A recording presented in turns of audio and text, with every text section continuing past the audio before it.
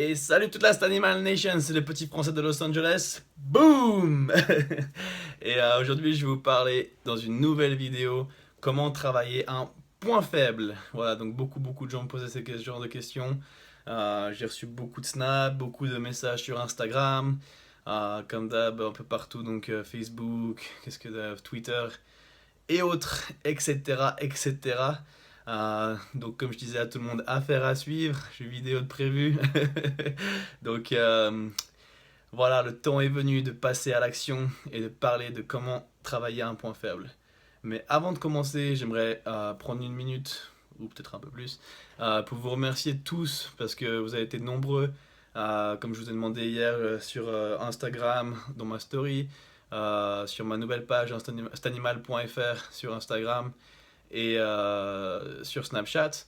Donc vous avez été très nombreux à répondre à ma demande et ça fait super plaisir. J'ai pas eu le temps de répondre. T'es assez occupé ces derniers jours, surtout avec la prep, mais je vais répondre. Voilà, je voulais vous remercier d'être allé sur la page Muscle Contest, donc qui est le promoteur de la compétition que je vais faire, euh, le Fit World, qui est organisé donc par Muscle Contest, et qui a posté une photo de moi vendredi pour Flex Friday. Un petit shout out to Stanimal de Longeau, donc votre petit français.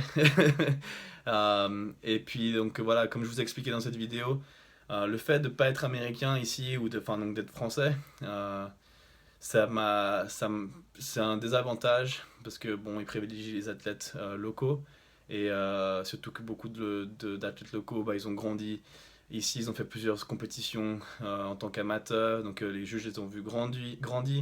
Donc après, quand vous voyez deux athlètes qui sont assez proches, bah, vous avez tendance à favoriser celui que vous connaissez, évidemment. Et puis voilà, juste par patriotisme, je dirais, ils privilégient les athlètes américains. Et le fait d'être français, bah, c'est pas toujours évident pour ces compétitions. Donc le fait que vous soyez allé sur la page Muscle Contest, et d'ailleurs s'ils postent de nouveau à propos de la compétition Fit World, j'ai vu que certaines personnes l'avaient déjà fait. Merci de me mentionner encore dedans, de me taguer et de m'encourager. Comme ça leur montre en fait, ça montre aux promoteurs qu'il y a beaucoup de gens derrière moi, beaucoup de soutien. Donc aux promoteurs et aux juges qui doivent vraiment faire attention à moi, de bien me juger correctement.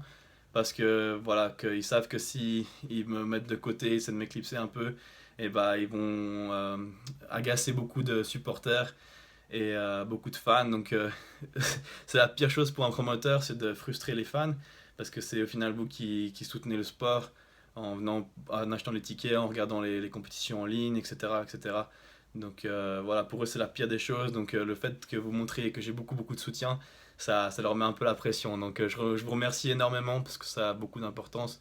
Même si ça paraît un peu stupide, il y a beaucoup de choses qui rentrent en compte dans ces compétitions, au-delà du physique. Et voilà, grâce à vous, on met toutes les cartes de notre côté.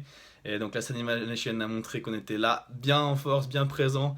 Et voilà, ça fait super plaisir. Donc maintenant, rentrons dans le vif du sujet, puisque j'ai un peu élongé cette minute. Donc voilà, comme vous m'avez demandé auparavant, on voit rien. Voilà, j'ai mes petites notes pour structurer un peu cette vidéo un minimum. De toute façon, c'est toujours freestyle, toujours en une prise, complètement random, mais comme ça au moins c'est naturel. Et puis vous m'avez en brut de décoffrage. Donc comment travailler un point faible? Comment rattraper un point faible? Et voilà, enfin, en plusieurs points. Donc avant tout, le plus important, c'est la façon dont vous allez travailler le muscle. Donc euh, la première chose, c'est de prioriser le muscle, le groupe musculaire en question. Par exemple, si vous avez des biceps, enfin voilà, je prends l'exemple des biceps pour moi, parce que c'est un des points faibles que j'ai vraiment pas mal rattrapé cette dernière année, mais j'ai encore du travail. Donc je vais prendre pour toute cette présentation, l'exemple des biceps. Donc tout d'abord les prioriser. Ça veut dire quoi? Ça veut dire les travailler en premier dans la séance. Donc si vous faites biceps, triceps, faites d'abord les biceps, ensuite les triceps.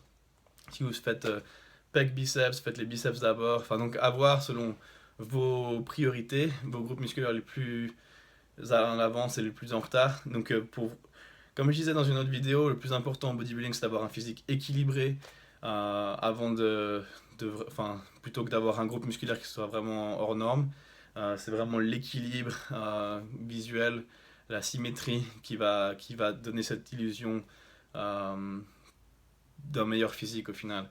Donc c'est très important de savoir quels sont nos points faibles, nos points forts et nos points faibles, et se concentrer davantage sur nos points faibles histoire d'équilibrer au maximum le corps, et d'ensuite progresser pas à pas en voyant ce qui reste un peu en arrière, et toujours se réajuster tous les mois, 2, 3 mois, à savoir selon la vitesse de progression, donc de réajuster la priorité ou les priorités. Donc personnellement pour moi c'est biceps, dos, spécialement la largeur, et puis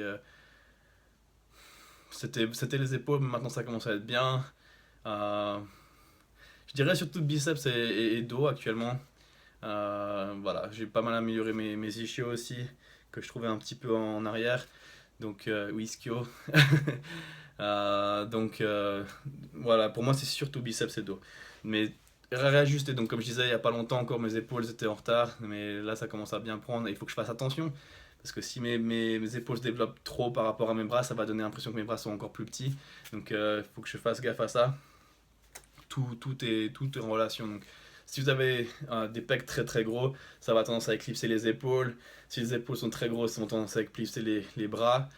Donc voilà, jouer avec tout cet équilibre visuel, donc faire attention, parce que au final, le bodybuilding, c'est une illusion. Donc un muscle il peut être petit en termes de circonférence et de mesurement, mensuration, measurement, mais en fait il peut paraître énorme parce que voilà, si vous avez un gros pic et une petite épaule, enfin des petites articulations par exemple, le muscle va avoir l'impression de ressortir plus.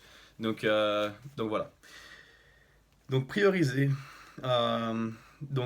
Ensuite c'est important donc d'isoler le muscle. Donc j'en ai parlé beaucoup avant dans la méthode d'entraînement. Le bodybuilding c'est beaucoup à l'isolation. Donc les mouvements composés, etc., polyarticulaires, ça va venir, mais plus tard dans la séance, une fois que la zone qu'on cherche à travailler, elle est pré-fatiguée. Comme ça, ensuite, quand on fait les exercices polyarticulaires, ces zones pré-fatiguées vont être vraiment poussées à l'échec ou au-delà. Et donc, par exemple, si vous avez les épaules très fortes et les triceps très forts, vous avez travaillé vos pectoraux de manière isolée avec le pec deck par exemple, ensuite des écartés haltères, puis des écartés au câble. Quand vous allez passer à la presse, les pectoraux, si vous concentrez vraiment les contracter, c'est eux qui vont mourir, qui vont lâcher avant que vos épaules qui sont justement très fortes, bah, ils peuvent encore faire plein de répétitions. Mais c'est à vous d'être conscient et de sentir, donc ça va venir sur mes prochains points, l'amplitude du mouvement. Par exemple, je disais pour les pectoraux, parce que les biceps justement c'est un muscle déjà très petit, donc c'est facile à isoler. Les pectoraux, donc on veut rester sur les pectoraux, monter, presser, donc contracter le pectoral, mais pas aller amener l'épaule vers l'avant. Donc cette partie à la fin, c'est pas de l'amplitude complète. Le pectoral il a l'amplitude complète jusqu'ici. Là, le muscle il est contracté. À partir du moment où vous amenez l'épaule vers l'avant, c'est l'épaule qui commence à venir en contraction. Et là, c'est pas nécessaire si on travaille les pectoraux, il faut éviter au final. Donc, la connexion muscle-cerveau est très importante, et pour ça, il faut se concentrer sur la qualité des répétitions. J'en parle souvent, la qualité plutôt que la quantité, plutôt que le poids. Donc, le plus vous allez mettre de poids, le plus ça va être difficile d'isoler le muscle que vous voulez travailler, de vraiment sentir le muscle que vous essayez de cibler. Parce que voilà, si une charge elle est très lourde, votre corps pour pouvoir la retenir, il va se crisper dessous, et tout ce qui peut venir aider va venir contracter va rentrer en contraction dans l'exercice. Donc si vous réduisez le poids par contre, vous pouvez vous concentrer à garder la charge sur les pectoraux et pas aller justement vraiment vous crisper dessous et puis aller pousser vraiment avec les triceps ou avec les épaules. Donc c'est quelque chose qu'on apprend à la fin avec l'expérience, mais le fait de faire des séries plus légères et de vraiment se concentrer sur la contraction et vraiment d'essayer, donc voilà, pour les pectoraux de nouveau, vous contractez le muscle jusqu'au maximum et vous maintenez la contraction et ensuite allez les stretcher. Ça va permettre de vraiment sentir le muscle travailler dans son amplitude complète et accentuer cette connexion muscle-cerveau, l'améliorer. Et ensuite, quand vous allez utiliser des charges un peu plus lourdes, vous serez capable de utiliser que les pectoraux, si c'est le muscle que vous cherchez à travailler. Donc, ensuite, euh, l'amplitude complète du mouvement. Donc c'est important de travailler dans une amplitude complète en comprenant quelle est l'amplitude complète du muscle. Comme je disais avant, donc l'histoire de l'épaule, c'est pas donc d'aller jusqu'au bout et de finir ce mouvement comme ça, c'est de rester l'épaule en arrière et vraiment de contracter les pectoraux jusqu'au maximum, mais sans laisser d'autres muscles rentrer en contraction. Forcément, les triceps vont travailler un petit peu, les épaules un petit peu, mais essayez de rester vraiment sur le muscle que vous essayez de cibler. En amplitude complète, pourquoi? Parce que le plus vous allez stretcher un muscle, le plus vous allez pouvoir avoir de fibres musculaires qui vont rentrer en contraction. Et donc le plus de fibres rentrent en contraction, le plus vont s'abîmer pendant l'effort, le plus elles vont pouvoir grossir, enfin donc récupérer et puis grossir au final. Euh, Ensuite, c'est important, très important, donc surtout pour les petits muscles, donc l'amplitude complète pour les mollets par exemple, c'est déjà une amplitude qui est assez courte, ou même pour les biceps. Donc si vous réduisez, vous n'allez pas jusqu'en bas, vraiment stretcher le muscle, puis monter, parce que voilà, pour les mollets, on peut monter jusque là, et ensuite aller vraiment sur les orteils et contracter au maximum le muscle. Vous réduisez encore plus l'amplitude d'une amplitude qui est déjà courte. Donc il y a très très peu de fibres qui vont travailler, pardon, et donc forcément, vous allez avoir peu de développement musculaire.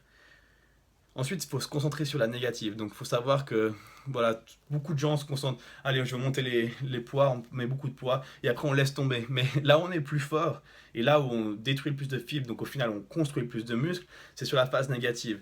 Donc, même si vous avez quelqu'un pour vous aider sur les dernières répétitions à monter la barre, et ensuite vous la retenez autant que possible, c'est idéal, parce que c'est là que vous allez vraiment construire plus de muscles, plus de force, et donc le plus progresser. Vous allez voir. Bah, vous avez vu, je crois, sur ma vidéo avec Sean Roden la semaine passée dans mon vlog. Non, pas la semaine passée, j'ai posté ça jeudi matin dans mon vlog quand j'entraîne avec Sean Roden. Vous avez le coach Chris Lewis qui m'aide à monter la barre.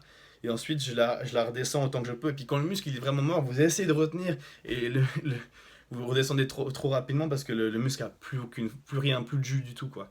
Donc ça, c'est vraiment un signe d'échec complet quand on a plus de force dans la négative et que la barre elle descend d'un coup, ou que quelqu'un vous aide à remonter vos relations latérales et vous essayez de retenir mais ça tombe direct, c'est que le muscle il est cuit. Donc c'est bon signe. C'est bon signe tant que, on va parler de ça après, tant que la fréquence elle n'est pas trop élevée. Donc c'est intensité versus fréquence, mais j'y reviens dans quelques secondes. Donc faire attention de favoriser la négative et de garder le muscle sous tension. Donc ça c'est de comprendre l'amplitude du mouvement. Donc le garder toujours contracté. Donc toujours se concentrer sur la partie qui travaille, se concentrer sur ce qui est tiré. Donc par exemple travailler le haut des pectoraux.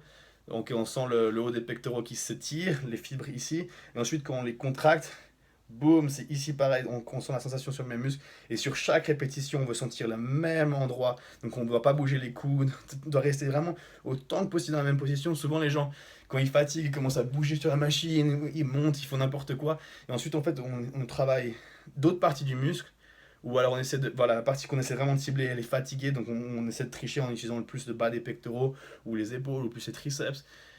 Enfin bref, au final, c'est pas bénéfique du tout parce que voilà, on travaille plus la zone qu'on essaie de cibler. Donc, ensuite, c'est important de maintenir la contraction. Je pense surtout aux mollets, enfin, en fait pour tout même. On arrive au biceps, on arrive en haut. Donc, je disais la phase où on est plus fort, c'est la phase négative. Et ensuite, la deuxième phase où on est plus fort, c'est la phase isométrique. Donc, maintenir la contraction ou maintenir, par exemple, sur les mollets, la contraction tout en haut. Pareil sur les pectoraux, maintenir ici, c'est là qu'on est plus fort. Enfin, la deuxième partie où on est le plus fort. Donc, il faut aussi se concentrer là-dessus parce que ça permet de vraiment sentir le muscle se contracter. Donc ça va améliorer la connexion muscle-cerveau une fois encore. Et puis taxer le muscle plus sévèrement sur une partie de la répétition où il est plus fort. Donc ensuite, c'est important de faire des pauses pendant la répétition. Ce que j'entends par là, c'est quand vous faites les mollets, allez les stretcher jusqu'en bas et marquez une pause. Par exemple, vous faites les pectoraux, vous développez la barre, pas poser la barre sur les pectoraux et puis perdre la tension, mais garder le muscle en tension et faire une pause pour tuer le momentum, donc pas utiliser le rebond. Donc c'est pas forcément rebond, donc faire rebondir la barre sur les pectoraux, mais juste le fait que le muscle c'est comme un élastique un peu, et qu'on arrive en bas, on utilise l'élasticité du muscle pour rebondir et relancer la barre. Donc en fait de faire une pause en bas, déjà ça va bien stretcher la zone, donc de nouveau plus de fibres qui vont entrer en contraction. Fait une pause, on tue le momentum, et donc c'est vraiment la force du muscle qu'on remonte la barre. Et vous verrez quand vous faites ces trois choses, donc vraiment faire une petite pause en bas, monter en contractant vraiment le muscle, maintenir en haut et ralentir la phase négative, vous utiliserez beaucoup moins de poids et vous taxerez le muscle de manière beaucoup plus efficace. Donc voilà, pause, momentum pour tuer le momentum, négative. Donc je reviens vite fait. Donc le travail du muscle, le prioriser, la qualité comparée au poids, c'est plus important de la qualité de la répétition plutôt que le poids qu'on met sur la charge. Comme j'avais expliqué dans la méthode d'entraînement, si vous faites un curl avec la barre avec 30 kg et que c'est que sur les biceps qui travaillent, les biceps en soi-même ils soulèvent 30 kg. Si maintenant vous mettez 60 kg, mais que vous utilisez le bas du dos, les épaules, etc., qui soulèvent 40 kg, vous vous aidez en fait des autres muscles pour soulever 40 kg des 60 kg, au final vos biceps ils soulèvent plus que 60 kg. Il y a pression d'avoir plus sur la barre, mais au final le travail du muscle en question, le muscle ciblé, est moindre. Donc pensez à ça quand vous essayez de mettre trop de poids et que vous sacrifiez la forme de manière trop importante. C'est pas mauvais, voilà, une fois que le muscle est détruit, que vous avez fait des répétitions parfaites, d'aller utiliser un peu de momentum pour faire quelques répétitions de plus et tricher un peu. Ça, c'est pas trop grave, surtout que vous allez utiliser moins de poids de toute manière. Donc voilà. Euh, Quelqu'un vient de m'écrire un commentaire sur YouTube, donc ça m'a un peu perdu. Mais voilà, je crois que j'ai passé le message. Ensuite, c'est important, le volume d'entraînement. Beaucoup de gens, vous m'écrivez, vous me dites, voilà, mon point faible c'est les biceps, il faut que je les entraîne 2 fois par semaine, ou 3 fois par semaine, ou 4 fois par semaine, ou les pectoraux sont mes points faibles. Il faut que je les entraîne au moins 2 fois. Alors souvent, le plus est l'ennemi du bien. Souvent en bodybuilding, très très souvent. Euh, donc il faut faire assez, ni trop peu, ni trop ni trop peu. Donc il faut recruter le muscle et ensuite il faut le laisser se reposer, comme je disais sur ma vidéo sur la récupération. Donc l'intensité, le plus vous allez aller intensément et le travailler à fond un muscle, le moins la fréquence peut être élevée.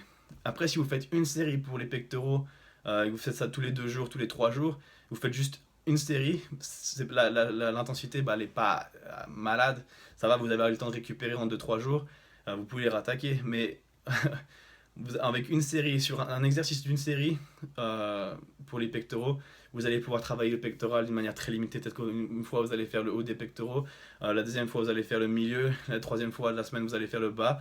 Mais vous avez finalement fait 3 séries.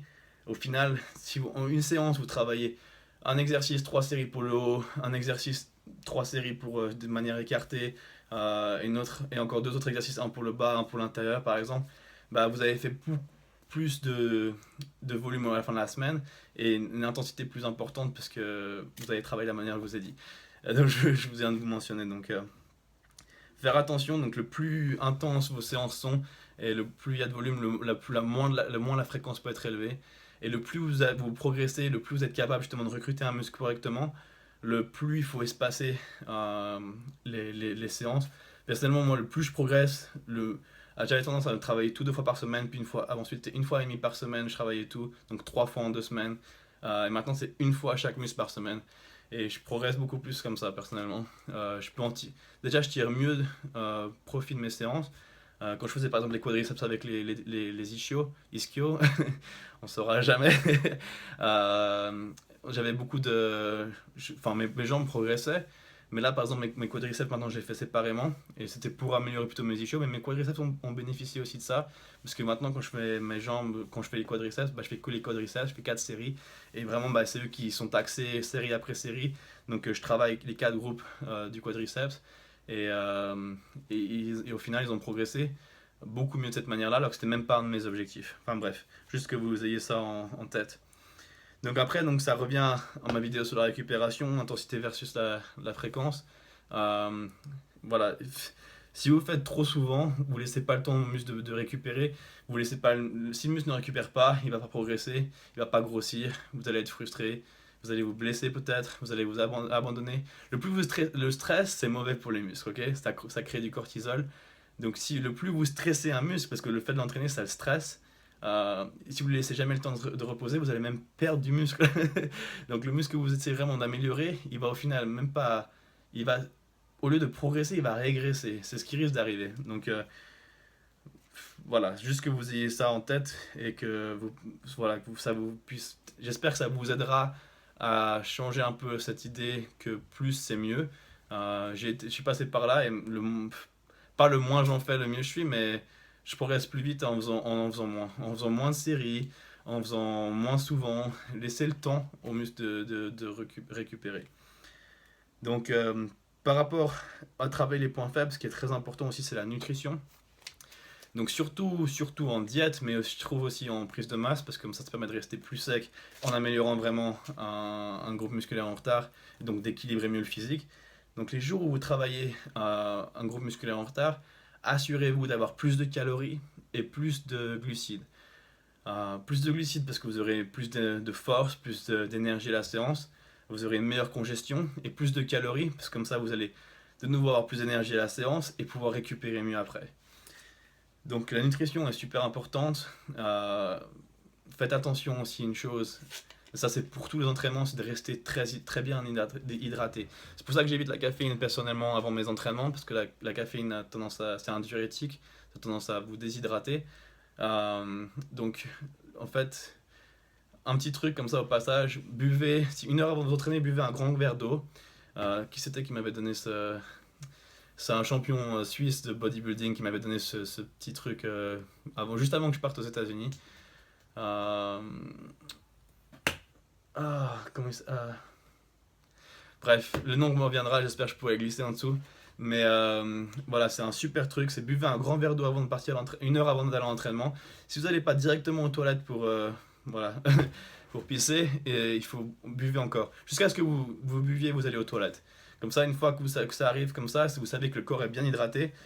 Et le mieux encore, le plus le corps est le mieux, le corps est hydraté, le meilleur sera votre séance, vous aurez une meilleure congestion et vous aurez une meilleure récupération. En plus d'avoir une meilleure endurance, parce que sachant que quand vous perdez 1% de l'eau de votre corps, vous perdez, je crois, environ 25% de votre force. Donc voilà, avant tous les suppléments, euh,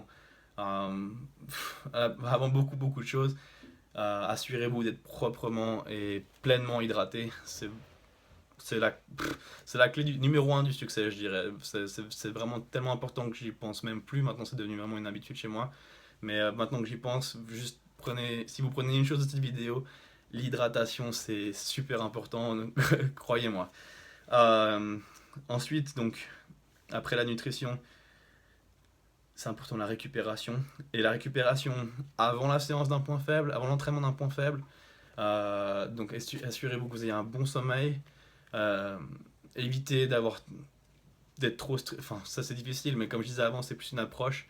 La journée où vous allez travailler un point faible, essayez de prendre un peu de recul sur votre journée, sur les éléments qui arrivent. Vous savez il y a tellement il y a des choses qu'on peut planifier, et il y a beaucoup de choses au final dans la vie et dans la journée qui vont être juste arriver de manière inattendue, et ce qui va faire la différence, c'est comment vous réagissez. Euh, donc essayez de prendre chaque chose en vous disant voilà que voilà, tout problème qui surgit, il y a aussi une solution. À tout problème, il y a une solution. Donc s'il y a un problème qui surgit, il y a aussi une solution qui va surgir. Et voilà, donc no stress et les muscles ils grossissent. Enfin, donc voilà, récupération, assurez-vous d'avoir, si vous pouvez faire une petite sieste, même 20 minutes pour rafraîchir mentalement avant d'aller à la séance. Au début, ça peut vous mettre un peu dans les vapes, mais à la force, ça peut vous aider à avoir une meilleure concentration pendant votre séance. Et ça, c'est important d'être concentré pendant la séance. Personnellement, j'écoute même pas de musique, mais parfois la musique, ça peut me mettre dans la zone. Juste comme ça, vous déconnectez de tout ce qui est autour de vous et vous êtes vraiment dans votre séance, concentré sur les sensations musculaires. Et ça, c'est super important. Mais moi, pendant longtemps, j'écoutais de la musique. Maintenant que je suis avec mon coach, je me suis habitué à m'entraîner sans musique. Et maintenant, je me concentre vraiment en moi-même. Souvent, je ferme les yeux pendant mes répétitions et vraiment essayer de connecter. Donc, comme je disais, c'est une forme de méditation. Vraiment me connecter avec mon corps et de sentir ce qui se passe, où est-ce que je travaille, où est-ce que le muscle s'étire, où est-ce qu'il se contracte, le point exact, enfin voilà, ce genre de choses. Vraiment concentrer, le plus vous pouvez vous concentrer sur un... C'est presque ce que disait Arnold, donc la visualisation, donc vraiment vous sentez le muscle et dans votre tête vous l'imaginez grossir et voilà, ce que vous pouvez imaginer peut arriver. Donc, enfin bref, peut-être petit écart, mais voilà, concentration pendant l'entraînement, c'est très important. Euh, D'ailleurs, les skieurs, souvent avant de faire leur slalom, ils le font dans leur tête et c'est prouvé que le visualiser avant de le faire, ça leur permet d'avoir une meilleure performance. Et je crois que c'est la même chose pour tout, que ce soit avec la musculation ou d'autres sports. Donc, quand vous êtes au basket, si vous, quand vous shootez, avant de shooter, vous voyez le ballon dans le panier, il y a 90% de chances de plus qu'il rentre. Enfin, donc récupération, repos, sommeil et finalement stretching et massage. Donc ça revient à mon point sur l'amplitude du mouvement. Le fait de bien ouvrir les muscles, qu'ils puissent avoir une meilleure amplitude, qui va permettre d'avoir plus de fibres qui rentrent en contraction. Donc si un muscle est en retard, assurez-vous de le stretcher proprement, surtout enfin, pour tous les muscles. Mais par exemple les mollets, comme je disais avant, l'amplitude elle est déjà courte de mouvement. Donc le fait de bien stretcher, ça va même étendre cette amplitude et au final donc avoir plus de fibres qui travaillent, plus de gains musculaires et de plus gros muscles.